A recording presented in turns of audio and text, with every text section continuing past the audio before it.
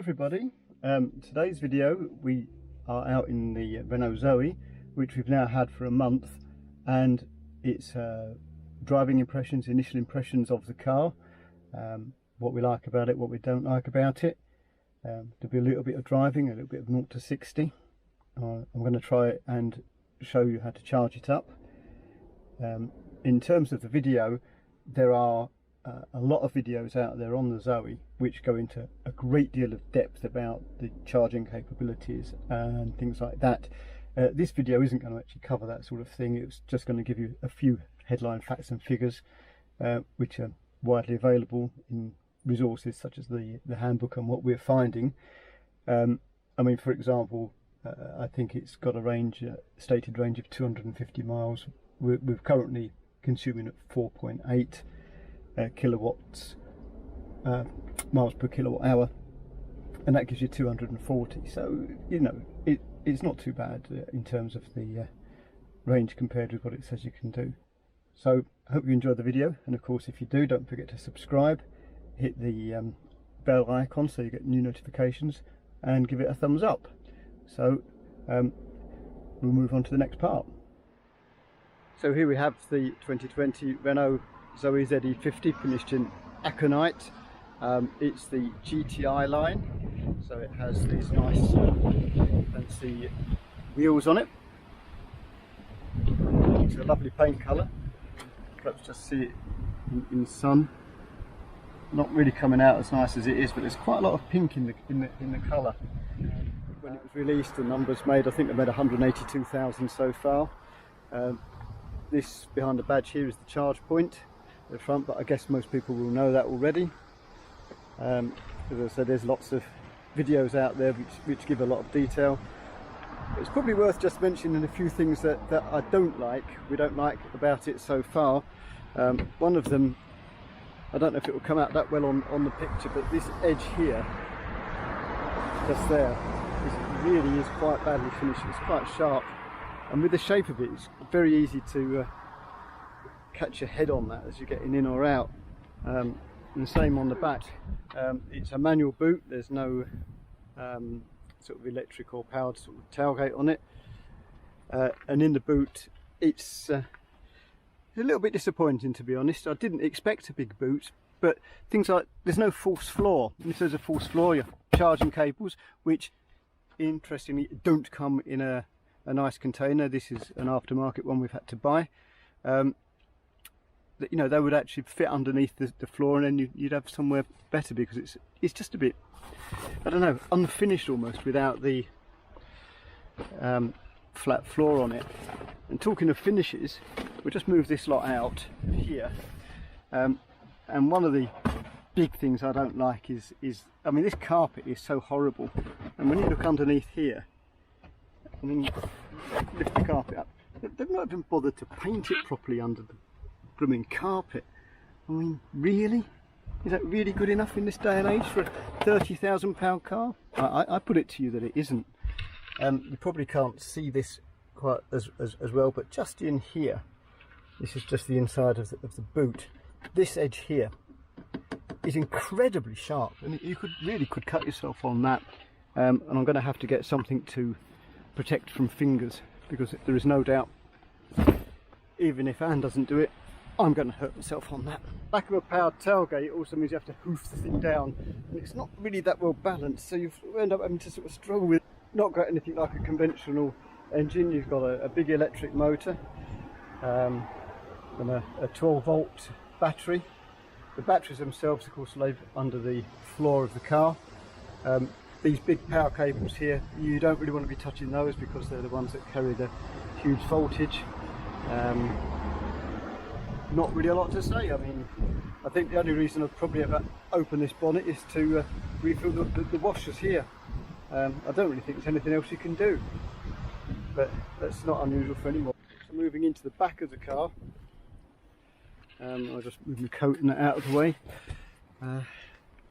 It's designed to be a 4-seater with 4 adults. Let's move this up, that's it. And you know, there's enough room. I mean, this seat is in my position, and I would say that you've got that much legroom, and your feet fit okay under there. In terms of headroom, got a bit of headroom. I think it'd be tight for 3 across the back, but you get quite a good view out. Moving into the front, and, got the driver's seat here. Display. It's got a very good infotainment unit. I couldn't think what it was called. And it's a very intuitive bit of screen, so you can have a big sat nav on it.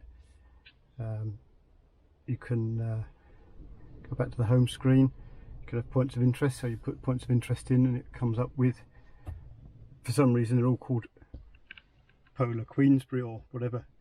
Oh, actually we've got a Shipley one in now, but they used to all just come up as Queensbury, and they show you that, and you can tap on the one you think you want to go to, and then with this go button it can take you straight there by sat nav, which is actually very useful, particularly if you're in a strange town. So the display in front of you, you've got miles an hour obviously just here, which you can see, range to empty. I don't quite know why it's got a fuel tank with an electric plug on the end of it, but it has. All sorts of warning lights. It actually shows 4.7 miles per kilowatt hour. I said 4.8 earlier, it was 4.8 when I left. It has speed limit identification, and that works very well actually. It rarely misses a sign. You can have different styles on the screen as well, but as I say, I'm not going into all of that. The steering wheel, very nice, sort of leathery, and some proper push buttons as well. And I like the fact you've got push buttons down here, heated seats, just there and just there, an eco button, central locking, hazard warning lights, air conditioning on and off, and heater controls there. Comes with a great key, looks very nice, and this little pad that it's sitting on actually charges the battery and the key as you go, so that's a nice feature as well.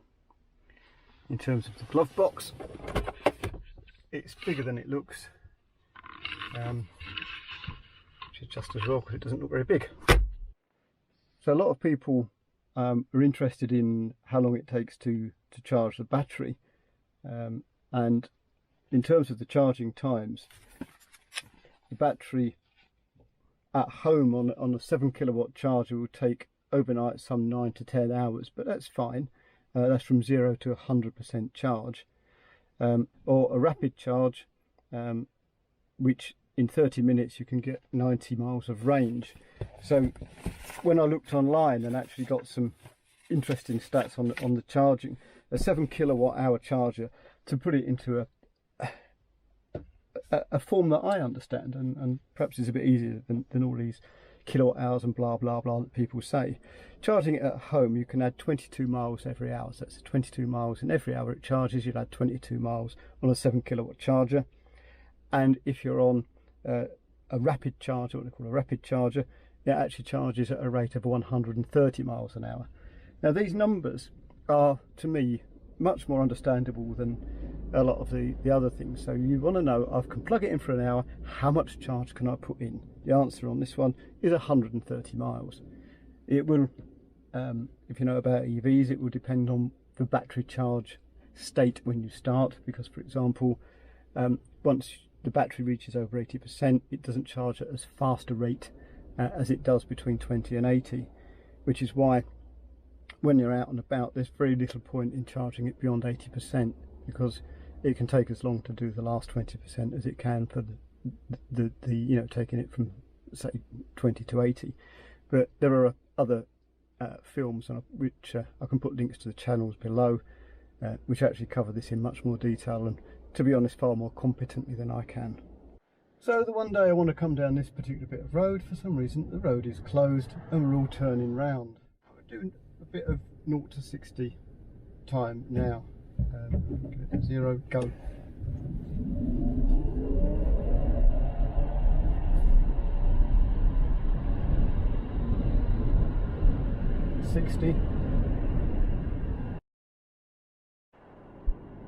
So as far as the Zoe is concerned for driving, it's a very nice car to drive. I mean, we're doing 53 miles an hour on this road. It handles quite well, hides its weight quite well. A little bit lively over the bump there. But you know, it is a super mini, more designed for about town, so what does one expect? Cabin's a nice place to be, really. I just love the quietness of the car. It's quite windy out there today, sufficiently that we have a weather warning for winds today. So there's a little bit more wind noise than perhaps you'll normally get in the cabin of the car. But overall, it's a very nice place to be. There are a few things that are obviously missing from it, like it has cruise control, but it's not automatically self-adjusting, you know, the distance to the vehicle in front and so on. So we're trolling along at 40 miles an hour, you know, 40 limit. What a thoroughly pleasant place this cabin is to be. And there are some things we don't like about the car. So primarily the build quality, which is not great. It's a £30,000 car when you buy it, but it certainly isn't. It's almost like a £15,000 car with a £15,000 technology pack added on, because it's acceptable, just about acceptable, to me anyway. One of the things that I'm having a bit of a problem with at the moment is charging the car up when you're outside, because the UK's recharging network is appalling. It's very fragmented, and you need to have an app or a card that is right for the charging point that you want to use. So for example, you'd have to imagine it really in ICE, internal combustion engine terms, of pulling into a Shell garage and not being allowed fuel because you haven't got the app and you haven't preloaded that app with enough credit to fill your car with. Or you go into a BP garage and you can't buy any petrol because you haven't got a BP card, you've only got a Shell card, and there's nothing you can do about it. You really just want to rock up to these charge points, plug in, swipe your credit card or debit card and charge. Now things are getting better. Instavolt are one of the networks which are doing contactless payments through your credit or debit card, but I mean, how the situation's been allowed to arise is beyond my comprehension, and to be honest, it's not unique to the UK. It seems to be pretty well worldwide. So we're coming onto dual carriageway now, and I'm going to let the speed deliberately come right down, and then I'm going to hoof it to see about the 0 to 60. Not in eco. 66, 70, 72. So let's just back that off, back into eco. It certainly flies, and this is not one of the faster BEVs that you can get. It certainly showed this guy in the BMW who was desperate to go round me as we came out of the roundabout. Probably thought, what the hell's going on there? That make me laugh. So we're in the little market town of Otley now. Going to see if the charger is available to use. If it isn't, we'll have to go over elsewhere, because there is only one charge point in here, and it's in this car park, which is currently free, as in you don't have to pay to park, because parking charges will otherwise apply while you're recharging your car. And there's nobody on the charge point. That's most excellent, so let's whiz in there, and then we'll see if we can make it work. It should be a miracle, but let's try this. Okay, so here we are at the charging point socket in the middle of Otley, which I'm now going to try and use. Very sadly, there's a bus parked right opposite, and it's got his engine running, so there'll be quite a bit of outside noise, I would imagine, coming through, but I can't really do anything about that. The first thing we have to do is open the flap at the front, which is with that button there. There we go. The charge flap is now opened, and we've got the one at the top there, which is for the 7 kilowatt cable, and the one at the bottom there is for the rapid charging. Now that is actually an optional extra on this car, which comes in at £700, but Renault have such belief in it that actually the PCP repayment difference is nothing. Anyway, so here we go. So you push start stop to start your charge. It thinks about it. We need a combo charger, so that's that one. Here is the card. Hold it against the screen. Authentication in progress.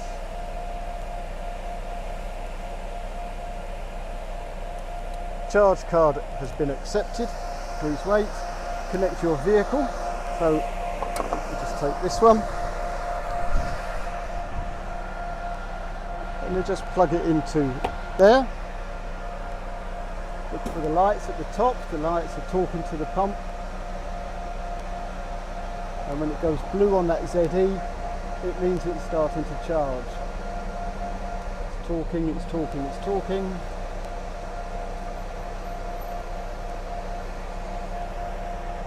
Yeah, and eventually it's gone blue, so we are now charging up. And I've got to say, that's the first time I've ever actually had a successful charging session. Okay, so now we're charging up, and you can see on the dashboard display we had a 52% charged battery, 121 mile range, and it's going to take it 1 hour 20 to fill it right up. Some of the charge points do actually give you information about the speed of the charge which is being taken into the car. This one doesn't. It would be nice if there was something on the car that told you that as well. There may well be, we've just not discovered it yet. We have only had the car a month. So while we're sat in the car charging, might as well just go through the likes and dislikes about the car. I mean, some of the things we really like, I really like the styling of it from the outside. I've written some stuff down because I can never remember these things. I stood on my head in all these years at work. Anyway, yeah, so we like the style. I love the silence of it when you're driving along. I mean, it is just so eerily quiet. It's unbelievable. And I also find the car quite comfortable, but not everybody does. The seating position is a bit high, and it's the seats don't adjust for tilt. But I can get comfortable in it, and so can Anne, and it's our car, so that's all that matters. Don't really care if most people can't.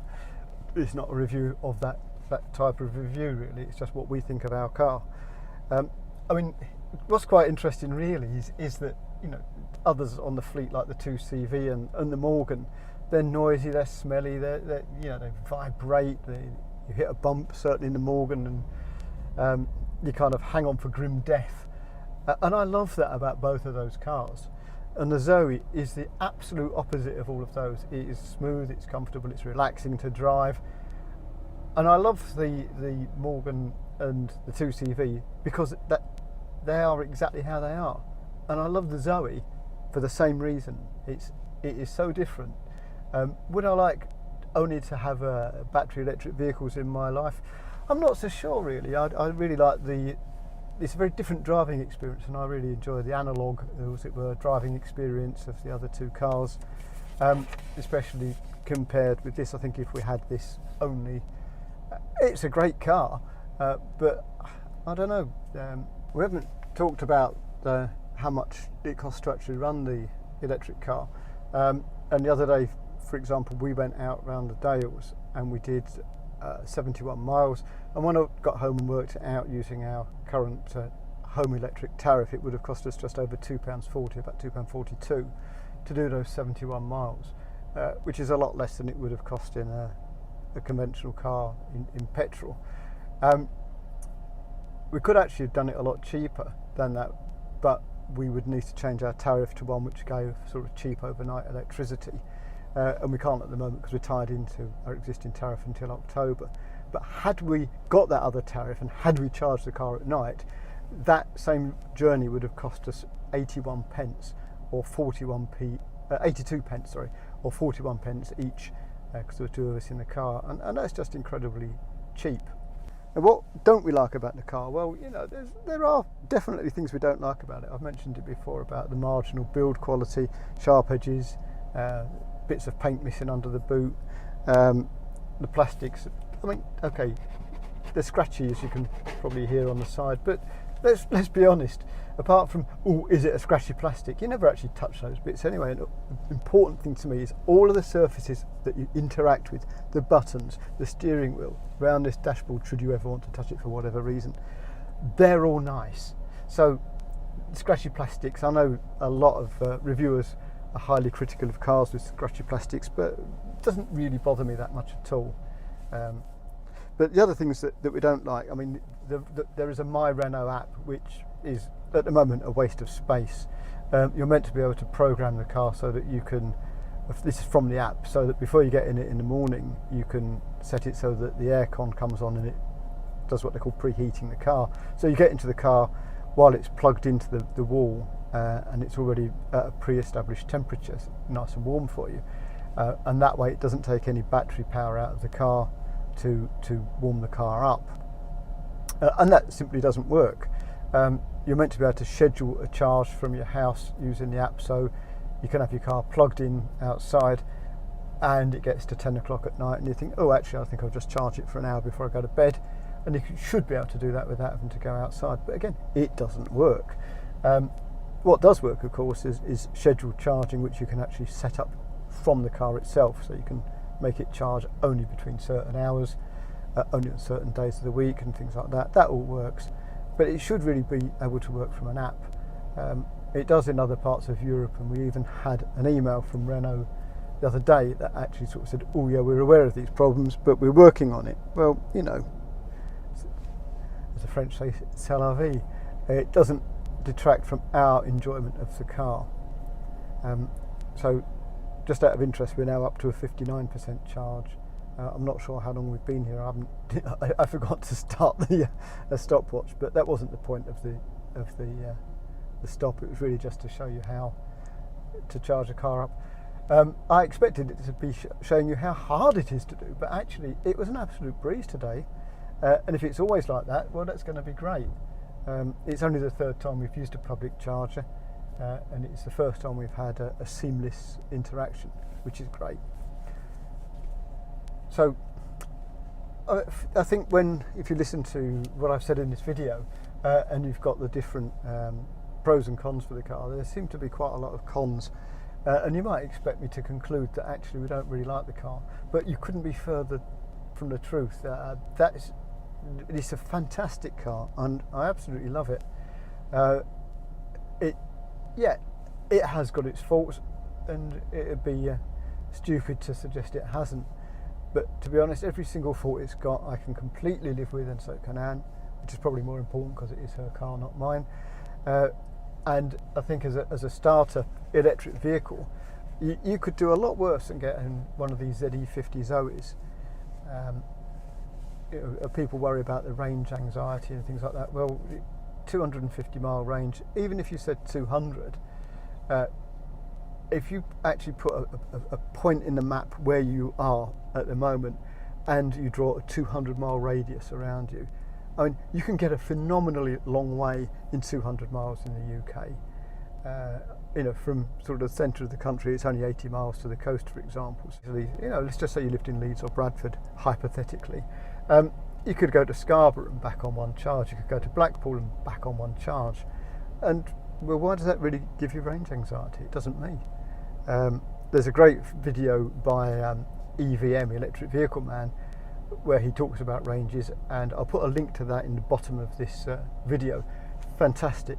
Okay, his argument is slightly flawed in a couple of places, but the principle of what he's saying, I so agree with. It is absolutely spot on. Anyway, I'm going to wrap this video up here. Probably unplug the charger. I'm not going to show you how to do that. It's quite simple. You use the same card as you started the charge with to end the charge, and then just unplug it all. But I will just mention that using the same card or app to finish the charge as it starts the charge. And that's important because what it does mean is that if you're charging your car up, some miscreant can't come up and just stop your charge for you. Okay, there's an emergency stop button on the device, which I suppose they could do, but nobody can actually steal your electric by unplugging your car and plugging theirs in off of your card, because of course the lead itself locks to the car while it's charging. It cannot be unplugged at all. Anyway, we'll wrap that up one now. I hope you enjoyed the video. If you did, give it a thumbs up. Please don't forget to subscribe, hit that bell icon. Oh, and also you can now follow Wolfie's Wheels on Instagram at Wolfie's Wheels, or one word, at Wolfie's Wheels. So don't forget to give that one a like and a follow over there too. So we'll see you in the next adventures. The next film is going to be a similar review of Boff the Skoda, as part of a road trip to southwest Scotland, which we're taking on Thursday. So, and that one is actually due for release in a couple of weeks. This goes out on Wednesday, 2 weeks later. As I say, that's the schedule, every fortnight on a Wednesday. So have fun, keep safe everybody, and see you soon.